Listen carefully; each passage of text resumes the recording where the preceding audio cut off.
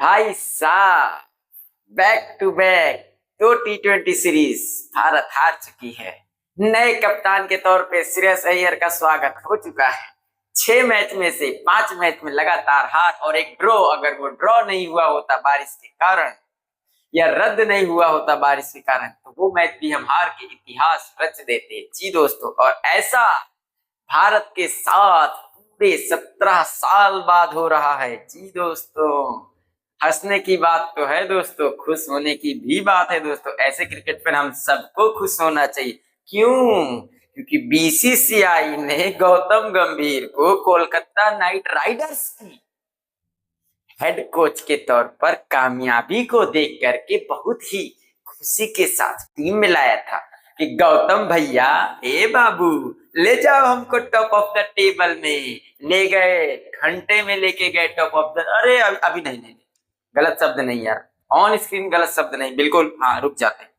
तो आपको ले गए टॉप ऑफ द टेबल, शुरू किया था उन्होंने टॉप ऑफ द टेबल में ले जाने की। कहां से साहब? ओडीआई से।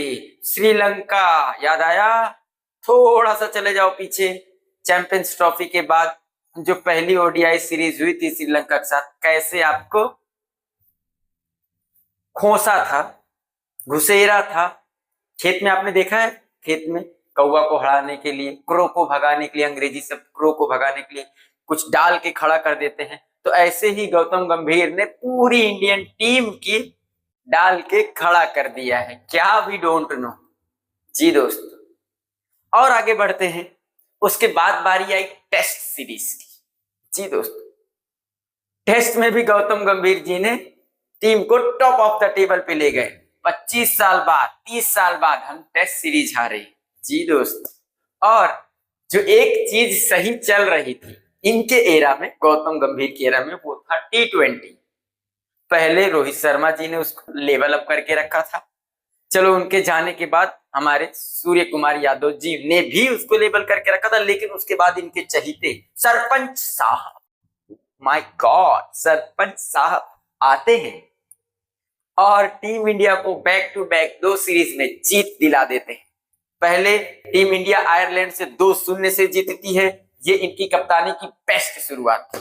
उसके बाद अब इंग्लैंड के सामने भारत 3-0 से आगे है जी दोस्तों। अभी चौथा मैच बाकी है।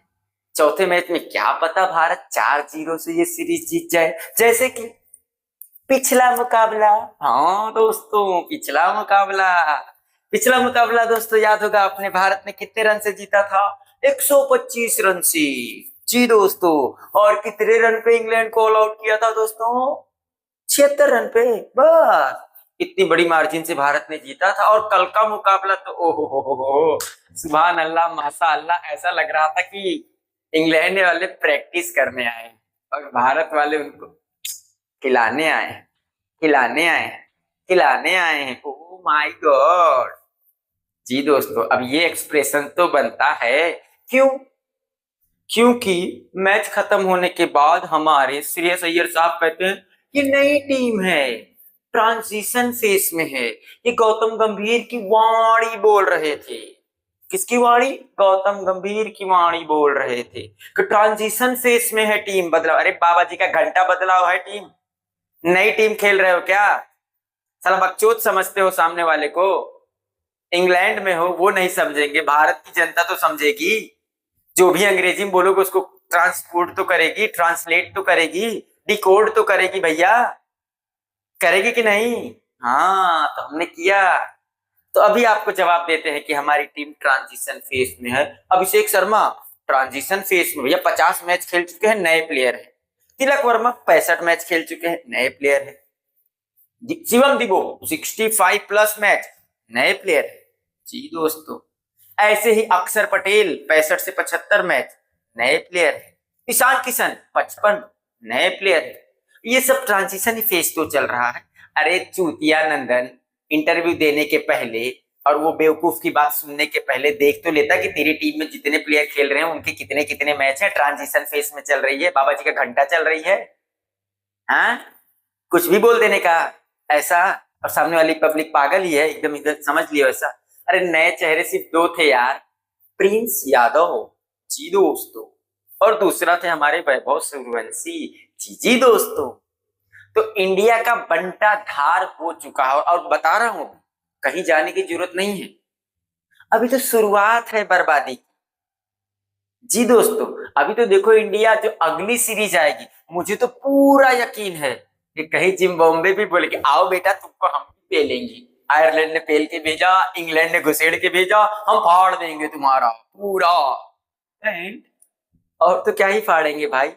हाँ, तो इसकी कोई गारंटी नहीं है, क्योंकि अगली सीरीज भी हारने के बाद क्या पता बोल दिया जाए we are in the transition phase, our team is new, we are learning something from this games, whatever the game is remaining we will learn something from that. तो ना तो आप पाकिस्तान की तरह कुछ सीख रहे हो और ना ही कुछ जीत रहे हो, तो करोगे क्या मेरे भाई। आपको नहीं पता हो तो बता दूं कि भारत 2009 के बाद बैक टू बैक 2 सीरीज हारा है, वो भी T20 में। और सरपंच साहब, ये आपकी कप्तानी की शुरुआत है, जहां आपने 6 में से 5 मैच जीते हैं। तो किस बात के सरपंच साहब। और कल मैच की अगर तुलना कर ले थोड़ा, तो आप देखिए आपने 50 बॉल में 80 रन बनाया है, और सामने वाला कैप्टन हैरी ब्रूक 35 गेंद में 80 रन बनाया है। डिफरेंस दिख रहा है दोस्तों की नहीं। और हमारे गौतम गंभीर बाबू सोना जानू,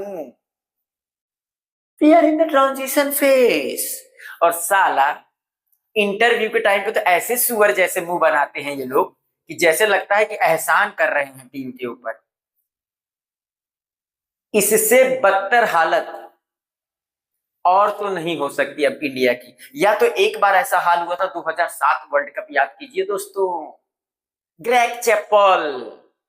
वही तो नहीं आने वाला है दौरा, मुझे लग रहा है कि वही दौर आएगा, और फिर पूरे टीम इंडिया के फैंस को और इवन टीम इंडिया को दौरा पड़ जाएगा। कोई सिक्योर ही नहीं फील कर रहा है खुद को। अरे बेशरम इंसान, बोलते हुए शर्म आ रही है मुझे भी, बट हो तुम बेशरम, तुम भी बेशरम हो, अजित अगरकर भी बेशरम। अभी कुछ महीने पहले अगर वही संजू सैमसन ने वो 3 मैचेस में वो बेस्ट नॉक नहीं खेले होते, तब तक तुम्हारी कुर्सी पर लात मार के भगाया होता बीसीसीआई वालों ने। और वो दौर चालू हो चुका है, वो तुम्हारे बारे में सोचना स्टार्ट कर चुके हैं, उनको पता चल चुका है कि तुम किस लायक। खाली सुअर जैसा मुंह बना लो